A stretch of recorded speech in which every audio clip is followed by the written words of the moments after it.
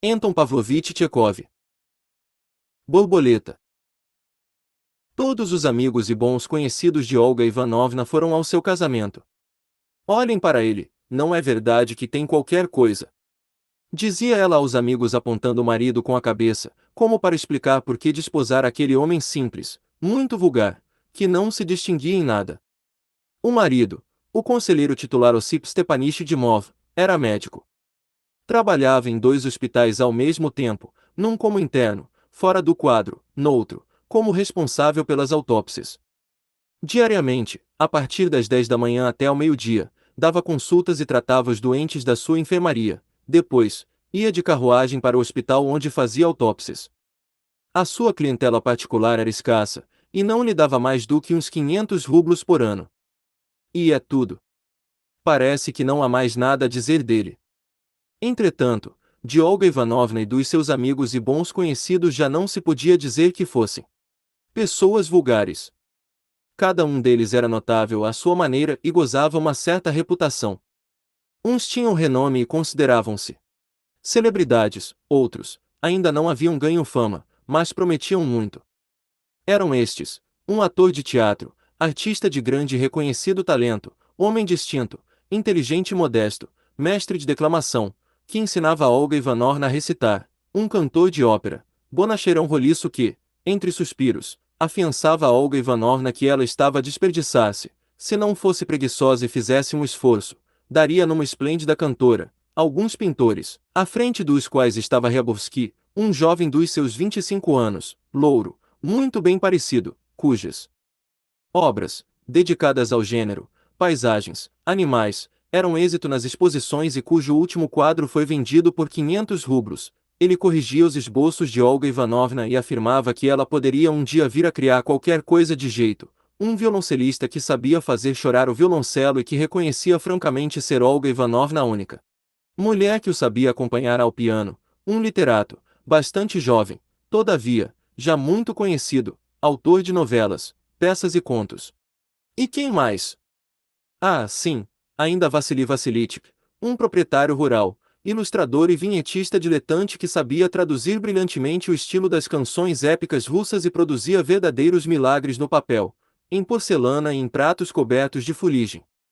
No meio destes boêmios, livres e mimados pela sorte, se bem que delicados e modestos, que se dignavam a lembrar-se da existência dos medicastros, só em caso de doença, e para quem Dimov soava como uma palavra vazia, no meio desta gente, Dimov parecia um estranho, um intruso, dir-se-ia até pequeno, embora fosse alto e largo de ombros. Dava impressão de usar um casaco que não era dele e uma barbicha de caixeiro. Aliás, se fosse escritor ou pintor, diriam que, com a sua barbicha, fazia lembrar Zola. O ator dizia a Olga Ivanovna que o seu cabelo cor de linho e o vestido de noiva faziam-na parecer uma esbelta cerejeira. Quando, na primavera, se cobre de delicadas flores brancas. Ouça cá! Interrompia-o Olga Ivanovna, agarrando-lhe a mão. Sabe como as coisas se passaram? Já lhe conto. Dimov trabalhava no mesmo hospital que o meu pai, e, quando o pobre do meu pai adoeceu, Dimov velou dias e noites à sua cabeceira. Que sacrifício! Houve, Ryabovsky, e o senhor escritor também. Isto é muito interessante. Cheguem-se mais para aqui. Olhem como ele é abnegado e compadecido. Eu também passei noites em branco ao pé da cama do meu pai, imaginem. Acabei por cativar, inesperadamente para mim própria, o coração deste nosso homem. Dimov ficou embeiçado por mim até a raiz dos cabelos. É certo que o destino é por vezes tão caprichoso. Bem, depois da morte do meu pai, ele vinha por vezes visitar-me, encontrávamo-nos na cidade, e uma bela tarde pediu-me em casamento.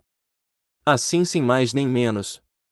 Chorei toda aquela noite, e enfim, também me apaixonei loucamente por ele. E cá me tem como esposa.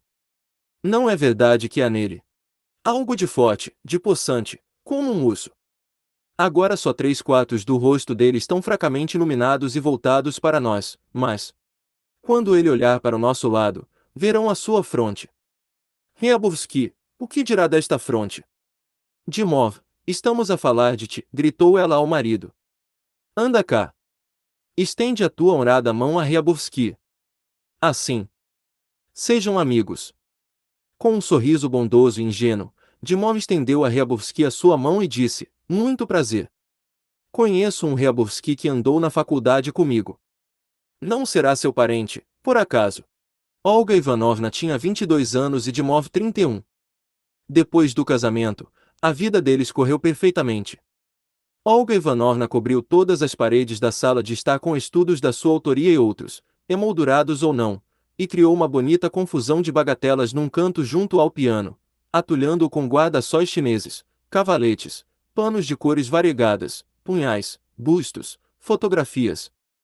Adornou a moda russa a sala de jantar, expondo pinturas rústicas, pendurando alparcatas e foices nas paredes e, num canto, uma gadanha e um ancinho.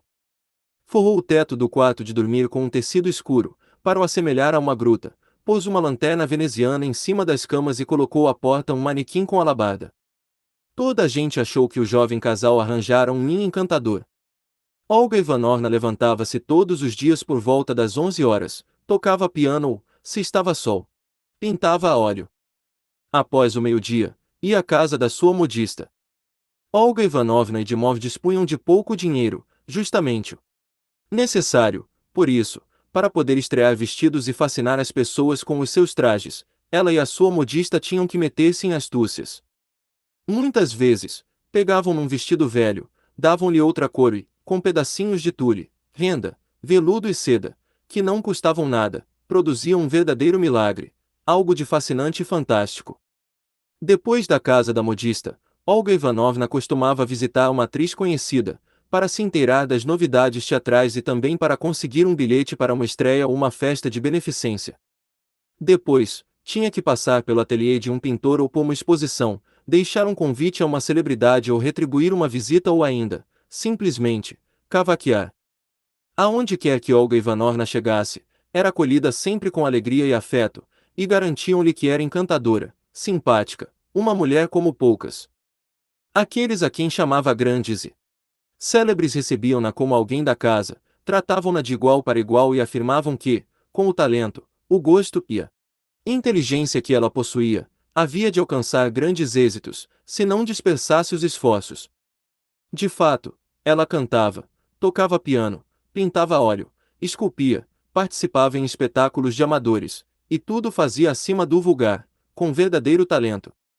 Qualquer obra que se metesse, fazer lanternas para luminárias, disfarçar-se ou fazer um nó de gravata, lhe sai admiravelmente bela, graciosa e encantadora. Mas em nada revelava tanto talento como na capacidade de se tornar rapidamente íntima de pessoas célebres. Bastava que alguém ganhasse um bocadinho de fama e fizesse que o mundo falasse de si, logo ela travava conhecimento com essa pessoa, no mesmo dia tornava-se sua amiga e convidava-a à sua casa. Cada novo conhecimento era, para Olga Ivanovna, uma verdadeira festa.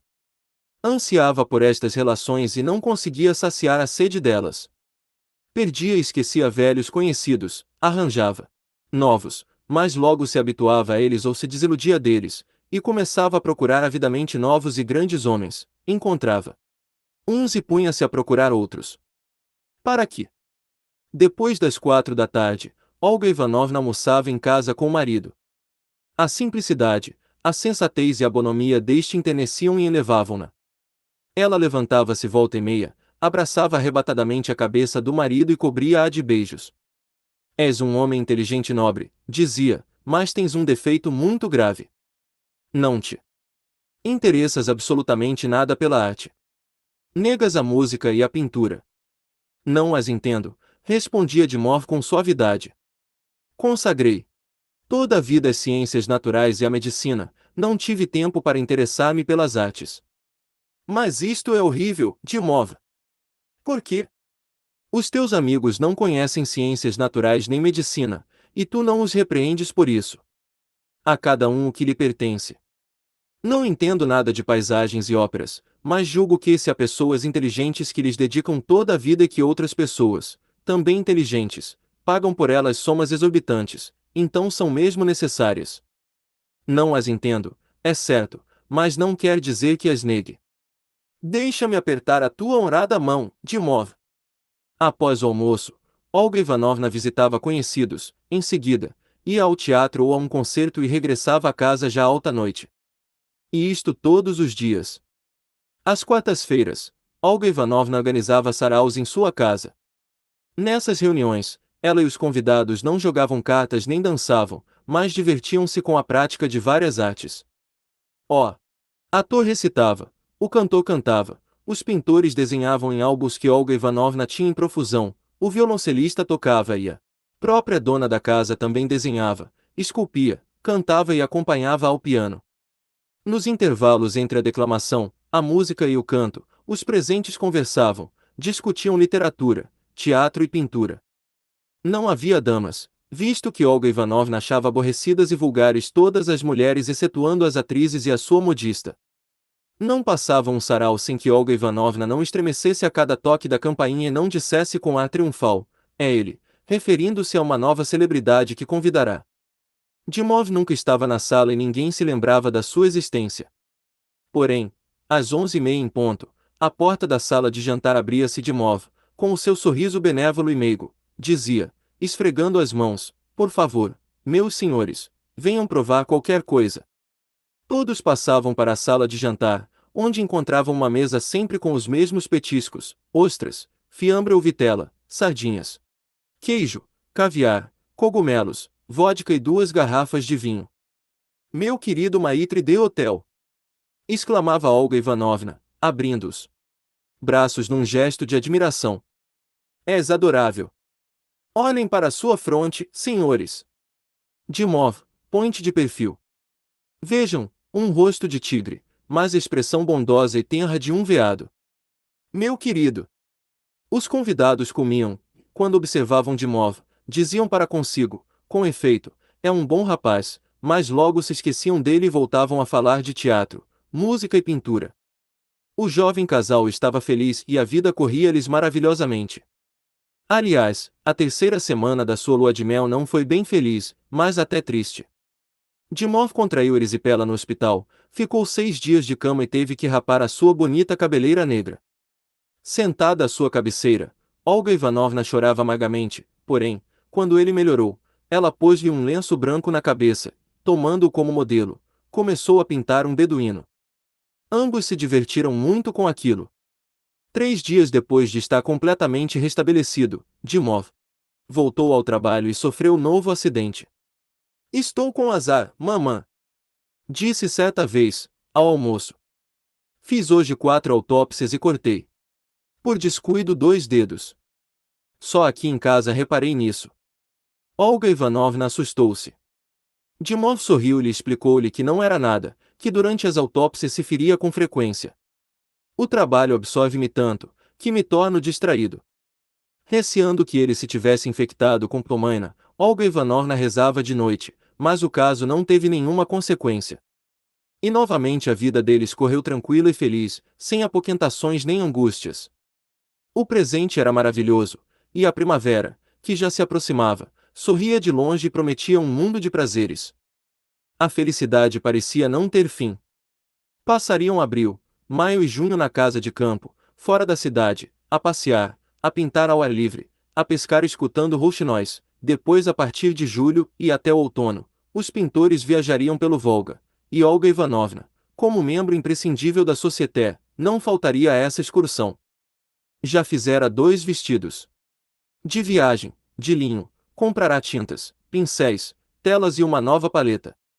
Quase todos os dias visitava a Ryabovsky, que queria verificar os progressos dela na pintura. Quando Olga Ivanovna lhe mostrava os seus trabalhos, ele metia as mãos nos bolsos, comprimia os lábios, bufava e, por fim, dizia, ora bem. Esta nuvem destoa, não a ilumina a luz do entardecer. O primeiro plano está encarquilhado, e há qualquer coisa que não se enquadra bem. A casota parece ter se engasgado e gemer. Este canto ficaria melhor mais escuro.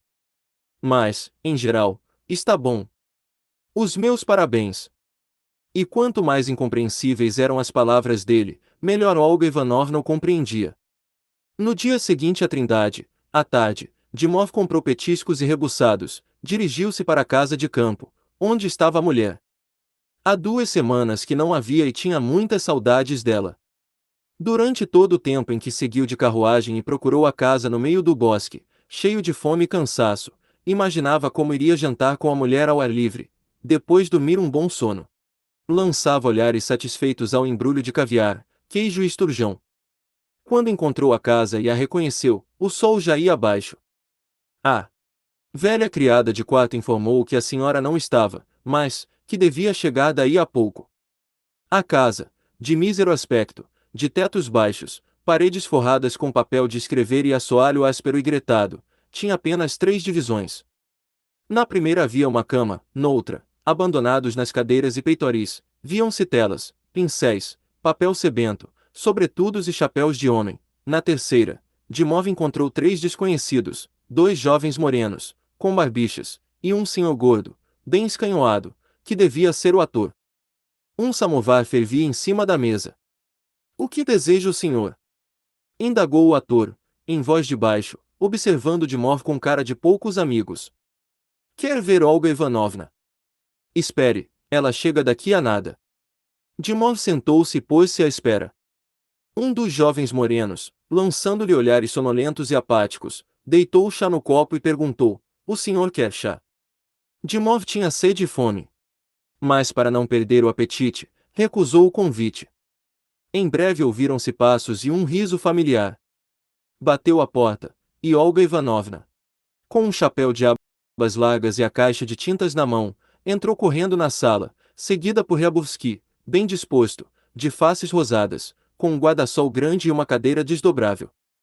"Dimov!" exclamou Olga Ivanovna, dando largas à sua alegria. "Dimov!" repetiu, encostando-lhe a cabeça e as mãos ao peito. "És tu? Por que não vieste há mais tempo?" "Por quê? Por quê?" "Mas como havia de vir, mama? Estou sempre ocupado, e se calha ter um momento livre, o horário dos comboios não dá. Estou tão contente por ver-te. Sonhei contigo toda a noite e receei que tivesses adoecido. Ah, se soubesses quanto te quero, pois vens mesmo a propósito. És o meu salvador. Só tu me podes salvar. Amanhã vai celebrar-se aqui um casamento muito original, prosseguiu ela entre risadas, pondo uma gravata ao marido. Vai casar-se o jovem telegrafista da estação, um tal Tchikikeev. Um jovem simpático, nada tolo no seu aspecto, sabes? Há algo de forte, como um urso. Pode ser modelo para o retrato de um varegue. Todos os veraneantes vão ao casamento, já lhe demos a nossa palavra. É um homem pobre, solitário, tímido, não seria bom recusar, compreendes? Sabes, depois do casamento, na igreja, vão todos a pé para a casa da noiva. Imagina, o bosque, o canto dos pássaros, os reflexos de sol na Eva, e todos nós como manchas variegadas sobre o fundo verde, muitíssimo original, à maneira dos expressionistas franceses. Mas olha, Dimov, como hei de ir à igreja? Disse Olga Ivanovna com expressão chorosa. Não tenho aqui nada para vestir, absolutamente nada. Nem um vestido, nem flores, nem luvas. Tens que salvar-me. Se estás aqui, é porque o próprio destino te mandou salvar-me. Pega nas chaves e vai à casa buscar o meu vestido cor-de-rosa, que está no guarda-roupa. Lembras-te? Está mesmo à frente dos outros. E outra coisa, na despensa, do lado direito, há no chão 2 caixas. Abre a de cima, está cheia de tule e outra traparia, e no fundo, encontrarás as flores. Tira-as todas, mas com cuidado, vê se não as amarrotas, meu querido, depois eu escolho. E compra um par de luvas. Está bem, disse Dimov. Amanhã procuro tudo isso e depois mando-te. Amanhã.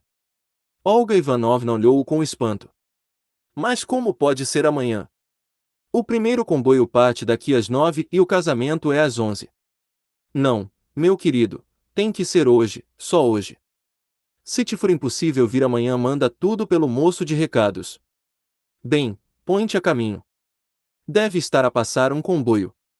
Não o percas, meu amor. Está bem. É com tanta pena que te deixo partir, disse Olga Ivanovna, e os olhos encheram-se lhe de lágrimas. Por que fiz a promessa de dar a palavra ao telegrafista?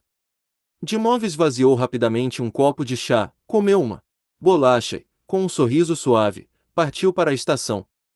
Os dois jovens morenos e o ator gordo comeram o caviar, o queijo e o esturjão. Estava uma calma e luarenta noite de julho. Olga Ivanovna estava na coberta de um vapor que navegava pelo Volga, contemplando ora a água ora as margens belas. Ryabovsky, ao lado dela, dizia-lhe que as sombras negras na água não eram sombras, mas sonhos, que à vista daquelas águas enfeitiçadas, de brilho fantástico, daquele céu insondável e tristes, melancólicas margens que faziam pensar na inanidade da nossa vida e na existência da algo superior, eterno, místico, seria bom dormir, morrer, converter-se numa recordação. O passado é vulgar e enfadonho, o futuro é desprezível, e esta noite maravilhosa, única na vida, vai acabar muito em breve, dissolvendo-se na eternidade, então, para que viver? Olga Ivanovna ora escutava o que Ryabovsky lhe dizia, ora auscultava o silêncio da noite, pensando que ela, Olga Ivanovna, era imortal e jamais morreria.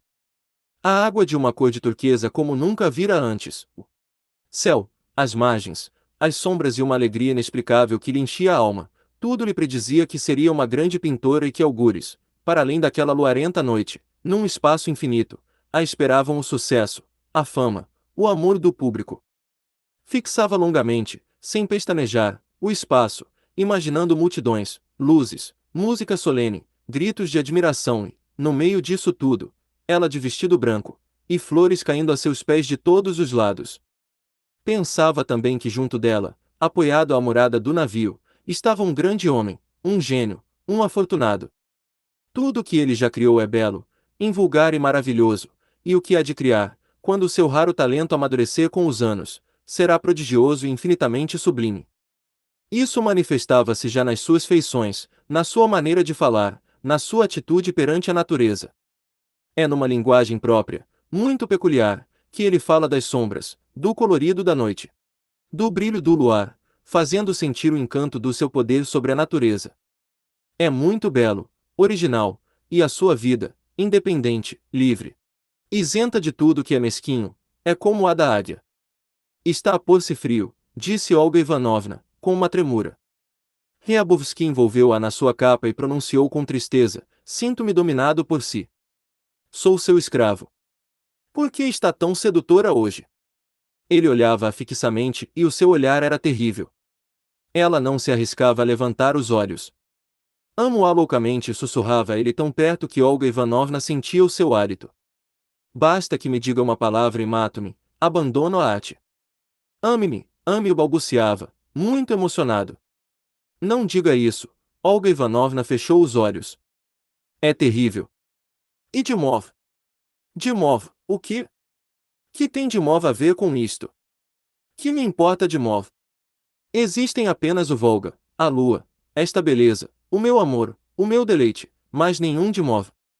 Não quero saber nada. Não quero o passado, só quero um instante, só um minuto. O coração de Olga Ivanovna começou a pulsar. Mais forte. Quis pensar no marido, mas todo o passado, o casamento, Dimov, os saraus que organizava em casa, tudo lhe pareceu tacanho, insignificante, mortiço, inútil e remoto, muito remoto. Realmente, Dimov, o que? Que tinha Dimov a ver com aquilo? Que lhe importava Dimov? Acaso existiria ele realmente, ou não passava de sonho? É um homem simples, vulgar, e sendo assim, que se contente com a felicidade que tem desfrutado, pensava ela, tapando o rosto com as mãos. Que os outros me condenem, que me amaldiçoem à vontade. Seja como for, vou perder-me na mesma. Na vida, uma pessoa tem de passar por tudo. Meu Deus, como é terrível e como é bom! Então, balbuciava Ryabovsky, abraçando-a e beijando-lhe avidamente as mãos com que ela procurava, debilmente, afastá-lo de si. Amas-me? Sim. Sim. Oh, que noite! Que maravilha de noite! Sim, que noite linda! Murmurou ela, fitando nos olhos brilhantes de lágrimas, depois, olhou de relance para trás, abraçou-o e beijou-o fortemente nos lábios. Estamos chegando a Quinecha, disse alguém do outro lado da coberta. Ouviram-se passos pesados aproximando-se. Era um empregado do bar. Olha, traz-nos vinho, disse-lhe Olga Ivanovna, rindo e chorando de felicidade. O pintor, branco de emoção, sentou-se num banco, dirigiu a Olga Ivanovna um olhar agradecido e adorado e depois fechou os olhos e disse com um sorriso lânguido: Estou cansado. E encostou a cabeça à murada. O segundo dia de setembro foi quente e calmo, mas nebuloso. De manhã cedo, uma tênue neblina pairava sobre o Volga, e depois das 9, começou a chuviscar. Não havia esperança de que o céu clareasse. À hora do chá, Ryabovsky dizia a Olga Ivanovna que a pintura era a arte mais ingrata e aborrecida, que ele não era pintor e que só os parvos o consideravam dotado de talento. Pegando de súbito numa faca, destruiu o seu melhor esboço. Depois do chá, ficou sentado à janela a olhar, mal-humorado, para o Volga. O rio perderá o brilho, estava embaciado e frio. Tudo lembrava a aproximação do melancólico e sombrio outono. Dir-se-ia que a natureza tirara ao Volga o que este tinha de magnífico e pomposo, os luxuosos tapetes verdes das margens, os reflexos diamantinos do sol, o límpido céu azul, e metera tudo isso em baús até a primavera seguinte. As gralhas que sobrevoavam o rio pareciam zombar dele, desnudo. Desnudo! Ryabovsky ouvia o grasnar das gralhas e pensava que ele, como pintor, estava esgotado e perderá o talento, que tudo no mundo era convencional, relativo e estúpido, e que não devia deixar-se prender por aquela mulher. Em suma, estava de mau humor sentada na cama do outro lado do tabique. Olga Ivanovna passava os dedos pelos seus lindos cabelos cor de linho, imaginando-se em casa, ora na sala de estar, ora no quarto, ora no gabinete do marido. Depois, via-se mentalmente no teatro, em casa da modista e dos seus amigos célebres. O que farão eles agora? Ainda se lembrariam dela. A temporada teatral já começou, é preciso pensar em saraus. E Dimov, o adorável Dimov. Com que brandura e plangência infantil ele lhe escreve a pedir que volte-o mais depressa possível. Mensalmente mandava a ele a mulher 75 rublos, e quando ela o informou de que devia 100 rublos aos pintores, mandou-lhe também essa importância. Que homem generoso e bom! A viagem fatigou Olga Ivanovna, que estava aborrecida e desejava partir, quanto antes, para longe daqueles camponios, do cheiro úmido do rio, libertar-se da sensação de sujeira que experimentou todo o tempo em que viveu em casa de camponeses e perambulou por aldeias. Se Ryabovsky não tivesse prometido aos pintores que estaria com eles até 20 de setembro, poderiam partir imediatamente. Que bom seria! Oh, meu Deus, gemeu Ryabovsky, quando é que haverá sol, afinal? Como posso concluir sem sol uma paisagem com sol? Mas tens um esboço de uma paisagem com céu nublado, disse Olga Ivanovna, saindo de trás do tabique. Aquele com um bosque à direita e vacas e gansos à esquerda. Poderias terminá-lo agora. Ora! Ryabovsky fez uma careta. Acabá-lo agora. A senhora julga que sou estúpido ao ponto de não saber o que devo fazer. Como mudaste a tua atitude para comigo? Pois mudei. Com o queixo a tremer, Olga Ivanovna afastou-se para o fogão e pôs-se a chorar. Só me faltavam lágrimas. Acabe com isso. Tenho milhares de razões para chorar, e não choro, como vê. Milhares de razões. Olga Ivanovna suspirou. A principal razão é que me tornei um peso para si.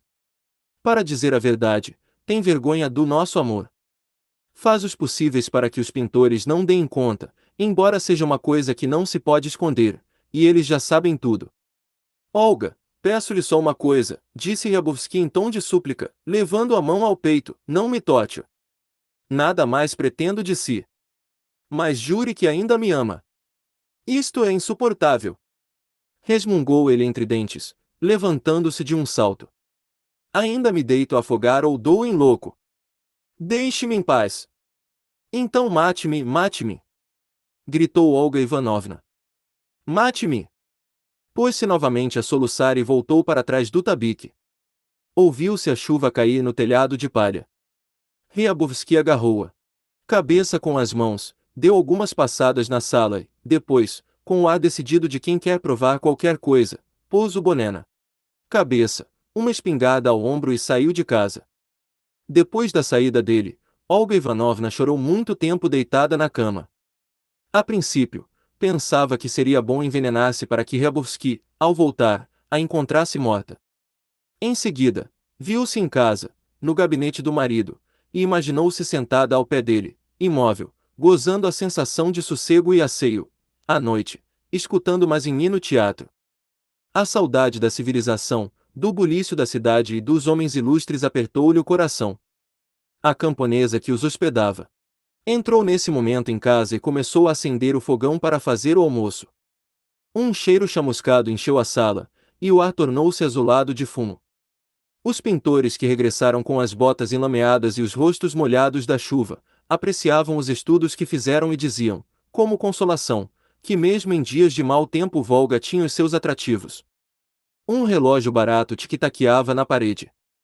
As moscas zumbiam, afugentadas pelo frio para um canto junto dos ícones, e as baratas faziam barulho nos grossos álbuns de esboços que estavam debaixo dos bancos. Ryabovsky voltou a casa quando o sol já se metia. Pálido, extenuado, com as botas cobertas de lama, atirou o boné para cima da mesa, deixou-se cair num banco e fechou os olhos. Estou cansado, disse, e pôs-se a mover as sobrancelhas, esforçando-se por levantar as pálpebras. Para carinhá-lo e mostrar-lhe que não estava aborrecida. Olga Ivanovna aproximou-se dele, beijou-o em silêncio e passou-lhe o pente pelos cabelos louros. Queria penteá-lo. Que é isto? Perguntou ele, sobressaltado, como se lhe tivessem tocado com qualquer coisa fria, e abriu os olhos.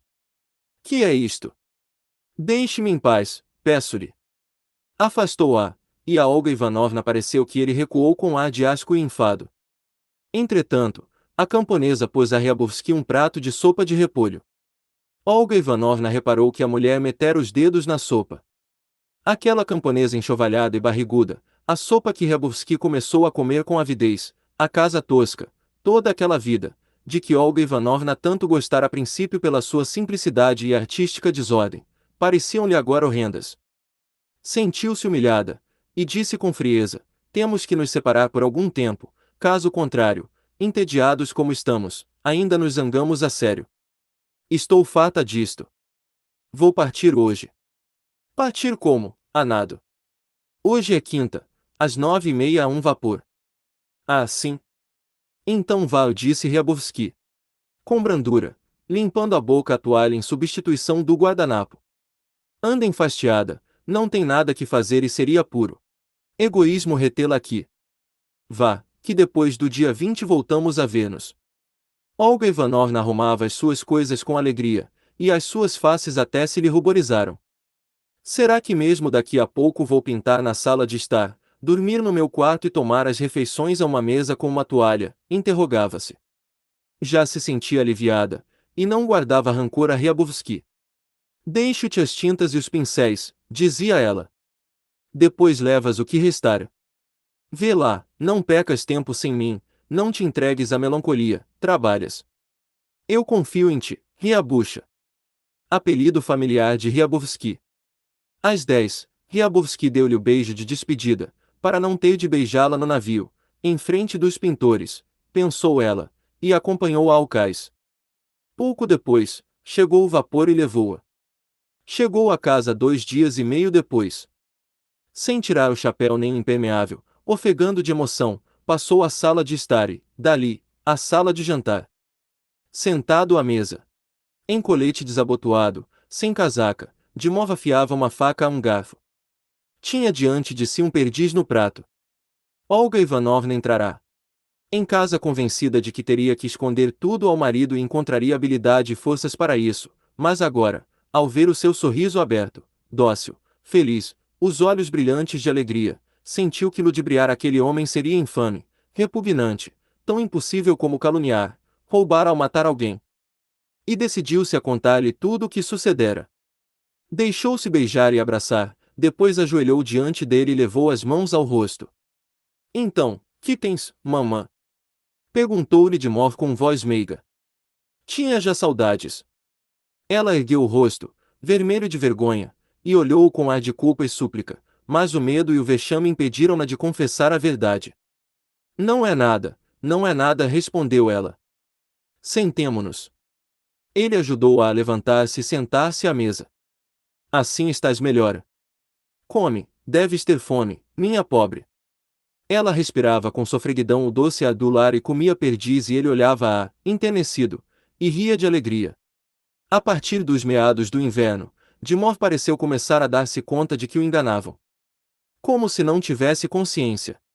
Tranquila, já não olhava a mulher de frente, não sorria com alegria ao vê-la, para não estar com ela a sós, convidava muitas vezes para almoçar o seu companheiro Korosteliol, um homem baixo, cabelo cortado, rente a cara com rugas.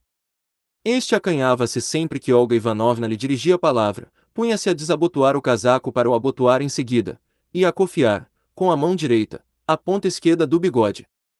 Durante a refeição, os dois médicos discutiam coisas da medicina, dizendo, por exemplo, que o coração, por vezes, começa a falhar se o diafragma sobe muito, que, nos últimos tempos, as nevrites múltiplas se haviam tornado muito frequentes ou que, no dia anterior, Dimov, ao fazer a autópsia vítima de uma anemia maligna, segundo o diagnóstico, descobriram um cancro no pâncreas. Era como se ambos mantivessem aquela conversa de especialistas só para que Olga Ivanovna ficasse calada, isto é, para que ela não precisasse de mentir. Depois do almoço, Korosteliol sentava-se ao piano e Dimov dizia-lhe com um suspiro, pois, então, meu amigo, toca-nos qualquer coisa triste. Erguendo os ombros e abrindo muito os dedos, Korosteliol tirava alguns acordes e começava a cantar, com voz de tenor, um romance sentida. Dimov suspirava de novo, apoiava a cabeça na mão e quedava-se meditativo. Nos últimos tempos, Olga Ivanovna comportava-se de forma deveras imprudente. Acordava sempre muito mal-humorada, convencida de que já não amava Ryabovsky e que, graças a Deus, tudo acabará. Todavia, depois de tomar café, recordava que, por causa de Ryabovsky, perderá o marido e ficará agora sem marido e sem Ryabovsky. Depois, lembrava-se que os seus conhecidos lhe tinham dito que Ryabovsky preparava para a exposição algo de surpreendente, uma mistura de vários gêneros, à maneira de Polenov, o pintor e compositor, de 1844 a 1827, conhecido por seus temas bíblicos, coisa que extasiava todos os que haviam estado no ateliê dele. Essa obra, pensava Olga Ivanovna, é um resultado da influência que eu exercia sobre Ryabovsky, e graças a essa influência ele mudará muito e para melhor. Olga Ivanovna considerava esta sua influência tão benéfica e importante, que estava certa de que Ryabovsky se perderia, caso ela o abandonasse. Recordava, ainda, que, na última vez, ele chegará vestido com uma curta casaca cinzenta e gravata nova e perguntar em tom lânguido, sou belo, não sou? E realmente, com a sua figura elegante, caracóis compridos e olhos azuis estava muito bonito, ou talvez fosse apenas impressão de Olga Ivanovna, e muito carinhoso para ela. Enfim, tendo recordado muita coisa e tirando umas conclusões, Olga Ivanovna vestia-se, e muito perturbada, dirigia-se ao ateliê de Ryabovsky. Encontrava-o alegre e encantado com o seu quadro, realmente excelente. Ele andava aos pulos, divertia-se e respondia com gozação a perguntas sérias. Olga Ivanovna odiava o quadro por despertar nela ciúme, mas, por delicadeza, deixava-se ficar, em silêncio, uns 5 minutos diante da tela, e com um suspiro dos que se soltam perante uma coisa sagrada, dizia baixinho, nunca antes fizeste nada semelhante. Até mete medo. Depois, começava a rogar-lhe que a amasse, que não a abandonasse, que tivesse pena dela, tão infeliz, chorava, beijava-lhe as mãos, exigia-lhe juras de amor, procurava demonstrar-lhe que, sem a sua influência benéfica, ele iria extraviar-se e perder-se. Pondo de mau humor e sentindo-se humilhada, ia à casa da modista ou de uma atriz conhecida para conseguir um bilhete para o teatro. Quando não encontrava Ryabovsky no ateliê, deixava-lhe um recado jurando que se envenenaria caso ele não a visitasse nesse mesmo dia. Ele assustava-se, ia vê-la e ficava para almoçar. Mesmo na presença de Dimov, ele dizia, sem se envergonhar, impertinências a Olga Ivanovna e ela retribuía do mesmo modo. Ambos sentiam que se embaraçavam um ao outro, que eram déspotas inimigos, que se irritavam, agastados como estavam, não se davam conta de que se comportavam. indecentemente, e que até Korosteliol compreendia tudo. Fim do almoço, Ryabovsky despedia-se apressadamente e retirava-se. Aonde vai? Perguntava-lhe Olga Ivanovna na saída, fixando-o com ódio. Com uma careta de desgosto e olhos semicerrados, ele declinava o nome de uma senhora que ambos conheciam, e era evidente que o fazia para ridicularizar os ciúmes de Olga Ivanovna e para reliá-la. Ela ia para o seu quarto e deitava-se. Tomada pelo ciúme, ressentimento, humilhação e vergonha, mordiscava o travesseiro e, em seguida, desatava a soluçar ruidosamente. De modo deixava Korosteliol na sala de estar, ia ao quarto da mulher e, confuso e embaraçado, dizia-lhe baixinho: "Não chores tão alto, mamã." "Para quê? São coisas que se devem calar. Faz de conta que não existe nada. De qualquer maneira, o que sucedeu, sucedeu." Incapaz de dominar o ciúme, tão forte que lhe fazia doer a cabeça, e pensando que ainda se poderia remediar a situação, Olga Ivanovna lavava-se, punha pó de arroz no rosto molhado de lágrimas e partia a toda pressa para a casa da mencionada senhora. Se não encontrava aí Ryabovsky, procurava-o noutro lugar, e noutro ainda.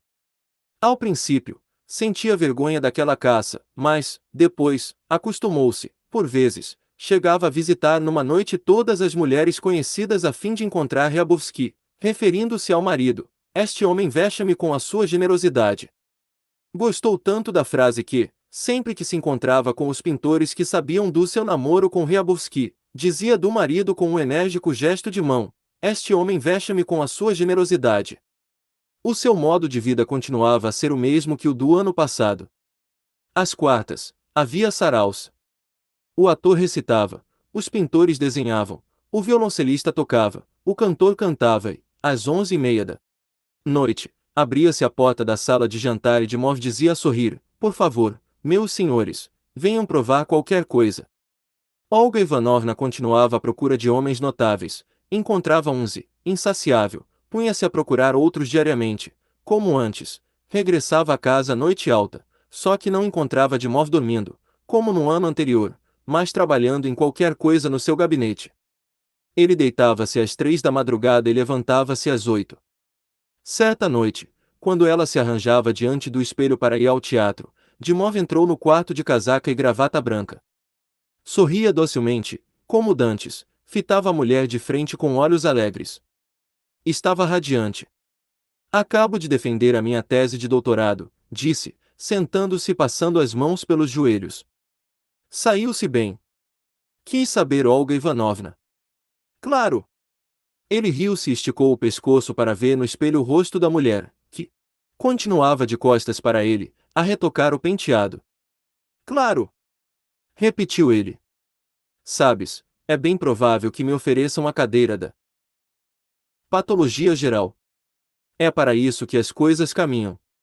Pela felicidade que lhe ia no rosto, via-se que bastava Olga Ivanovna partilhar aquela alegria e o seu triunfo para que ele lhe perdoasse e esquecesse tudo, o presente e o futuro. Mas ela não sabia o que significava cadeira da patologia geral. Além disso, receava chegar atrasada ao teatro. Por isso, não lhe respondeu nada. Ele deixou-se ficar uns 2 minutos e depois saiu sorrindo, com um ar de culpa. Foi um dia cheio de preocupações. Dimov tinha fortes dores de cabeça. De manhã não tomou chá nem foi ao emprego, deixando-se ficar estendido no sofá do gabinete.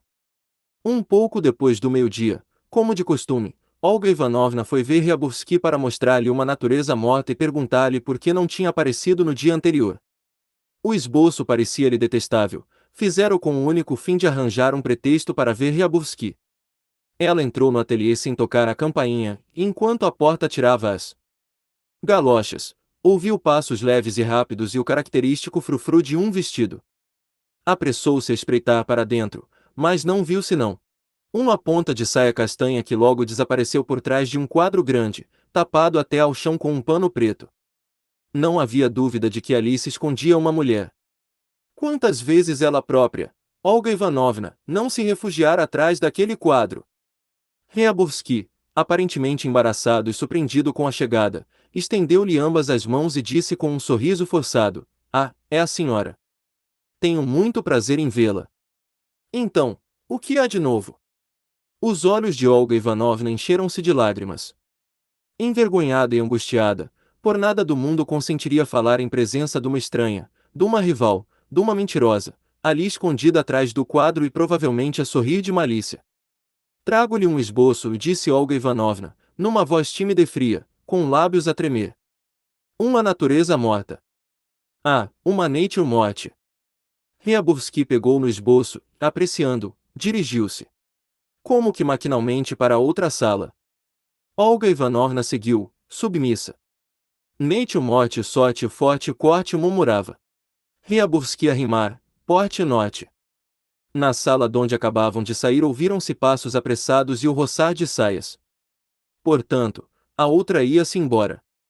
Olga Ivanovna quis soltar um grito, bater na cabeça de Ryabovsky com qualquer coisa pesada e partir, mas as lágrimas não a deixavam ver nada e a vergonha oprimia-a. Já não se sentia nem Olga Ivanovna, nem pintora, mas um mísero inseto. Estou cansado, pronunciou Ryabovsky em voz lânguida, olhando para o esboço e sacudindo a cabeça para vencer a sonolência. Isto tem graça, não há dúvida, mas repare, hoje traz um esboço, no ano passado também fazia apenas esboços e dentro de um mês fará mais um. Não está farta disso. Se fosse assim, deixava a pintura e dedicava-me seriamente à música ou a outra coisa qualquer. É que não é pintora, é música. Não imagina como estou cansado. Quer que mande trazer chá? Ryabovsky retirou-se e Olga Ivanovna ouviu ele dizer qualquer coisa ao criado. Para não ter de despedir-se, explicar-se, e principalmente, para não romper em soluços, correu para a saída antes que Ryabovsky voltasse. Calçou as galochas e saiu para a rua. Aí suspirou aliviada e sentiu-se livre, para sempre, de Ryabovsky, da pintura e da dolorosa vergonha que a oprimia no ateliê. Tudo estava acabado. Definitivamente. Foi ter com a modista, depois dirigiu-se à casa de Barney que acabará de chegar, daí a uma loja de pautas de música, pensando sempre na carta que escreveria a Ryabovsky, uma carta fria, cruel, cheia de dignidade, e que na primavera ou no verão partiria com Dimov para a Crimeia, onde se libertara definitivamente do passado e começaria uma vida nova.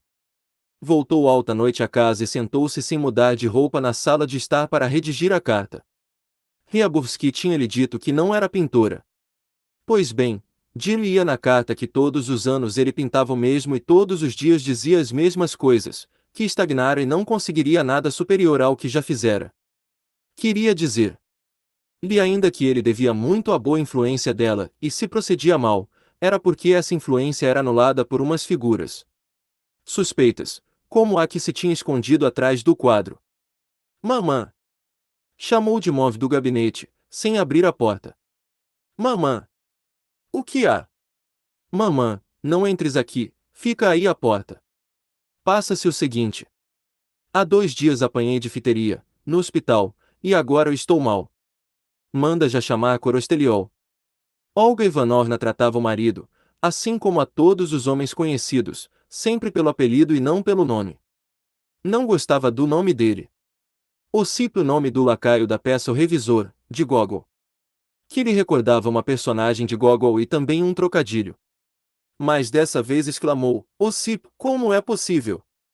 Manda chamá-lo. Sinto-me mal. Repetiu de modo através da porta, voltando em seguida para o sofá e deitando-se. Manda chamá-lo, ouviu ainda em voz abafada. Que hei de fazer? Dizia Olga Ivanovna de si para si, gelada de terror.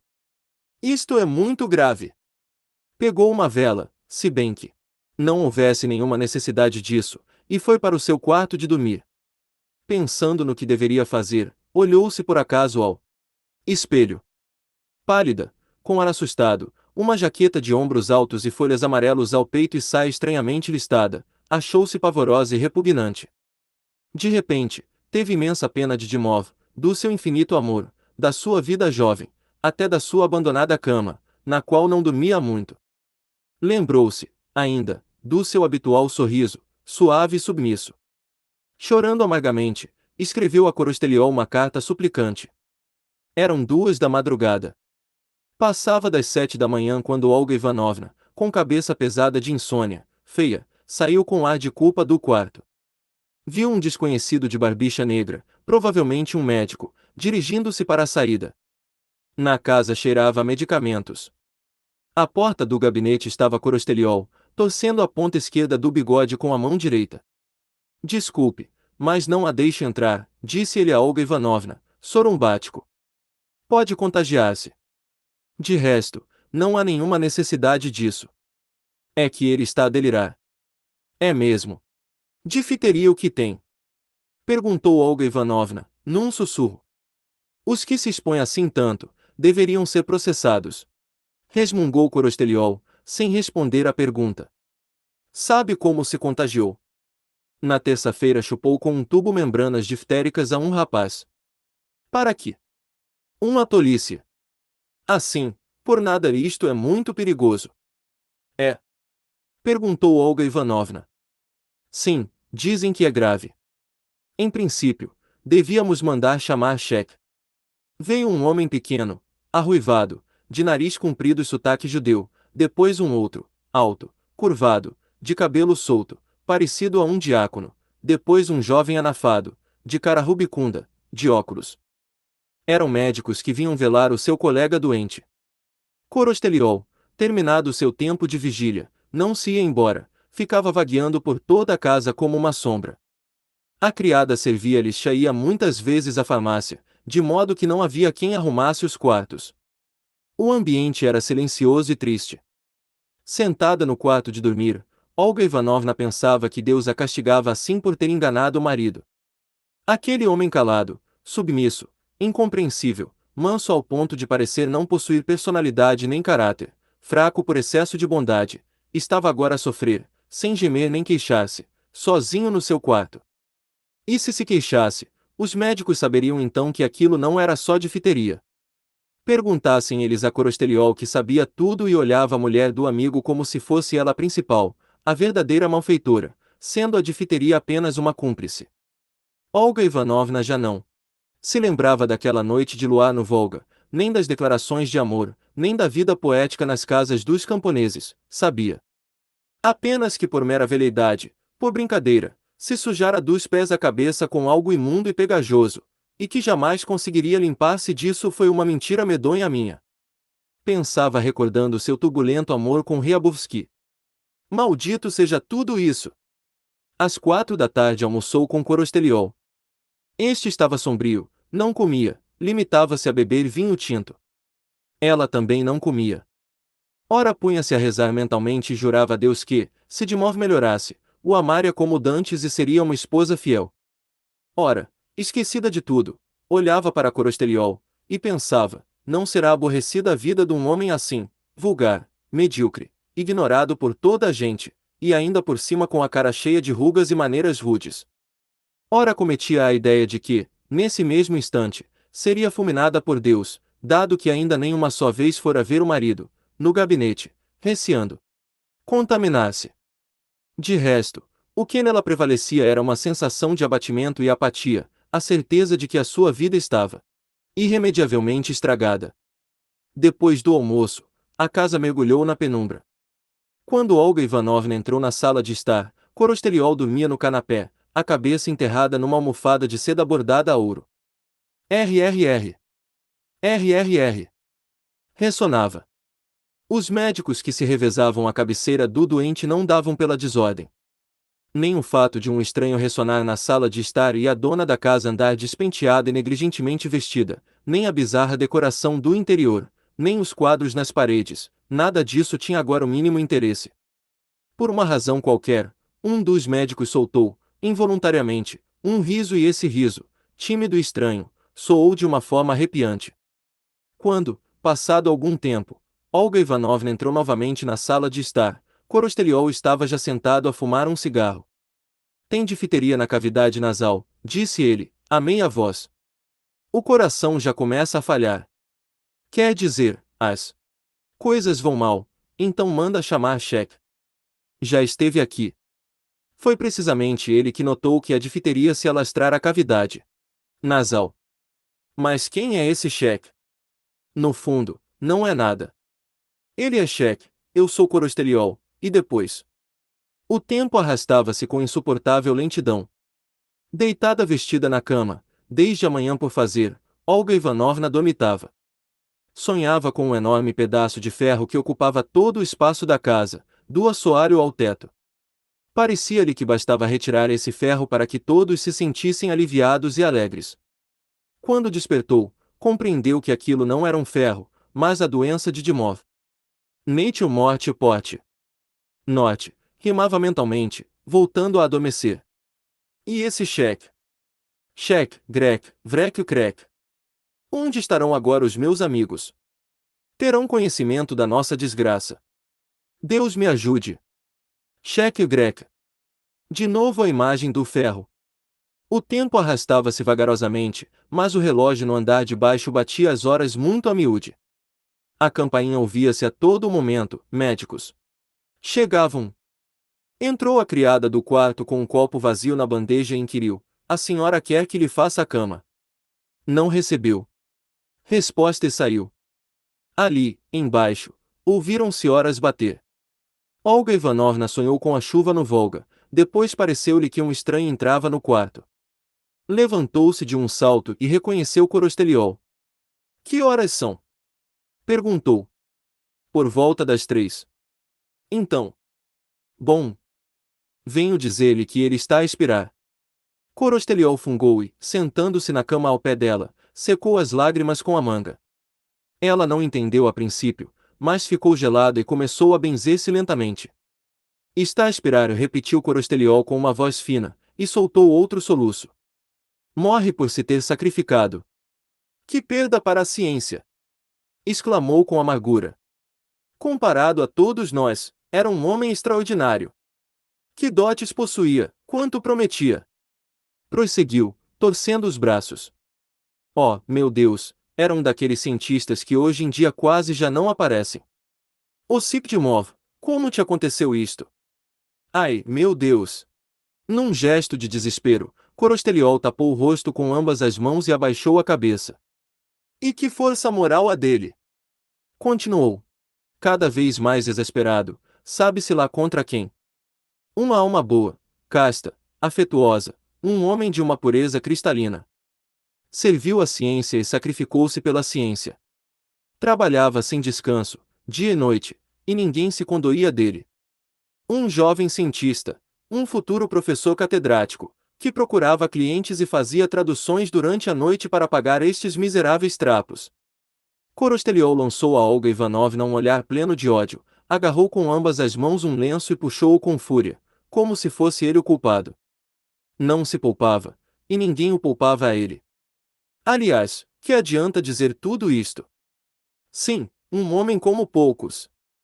Pronunciou alguém na sala de estar em voz baixa. Olga Ivanovna recordou toda a sua vida com Dimov, do princípio até o fim, e nos pormenores, percebeu de súbito que, realmente, era um homem como poucos, invulgar, grande em comparação com aqueles que conhecia. E ao recordar como tratavam o falecido pai dela e os seus colegas médicos, teve consciência de que todos viam em Dimov uma futura celebridade. Dir-se-ia que as paredes, o teto, a lâmpada e o tapete riam-se na cara de Olga Ivanovna, como que a zombar dela: perdeste-o! Perdeste-o! Chorando, Olga Ivanovna precipitou-se para a sala de estar, passou por um desconhecido e entrou correndo no gabinete do marido. Este jazia imóvel no sofá, coberto até a cintura com uma manta. O seu rosto estava macilento, de faces cavadas, e tinha uma cor cinzento-amarela que não é dos vivos. Só pela fronte, pelas sobrancelhas negras e o sorriso de sempre se podia reconhecer nele Dimov. Olga Ivanovna apalpou-lhe apressadamente o peito, a testa e as mãos. O peito estava ainda quente, mas a testa e as mãos estavam desagradavelmente frias. Os olhos entreabertos fitavam a manta, não Olga Ivanovna. Dimov! Chamou ela em voz alta. Dimov! Olga Ivanovna queria explicar-lhe que tudo aquilo fora um erro, que ainda não estava tudo perdido, que a vida poderia ainda ser bela e feliz, que ele era um homem como poucos, extraordinário e ilustre, e que ela o iria adorar e venerar. Sempre como esposa temente e Dimov. Chamava, sacudindo-o pelo ombro sem acreditar que ele nunca mais despertaria. Dimov! Vamos, Dimov! Entretanto, na sala de estar, Corosteliol dizia à criada: não tem que saber. Vá à sacristia da igreja e pergunta onde mora as beatas. Elas lavam o corpo, tratam dele e fazem o resto. Fim.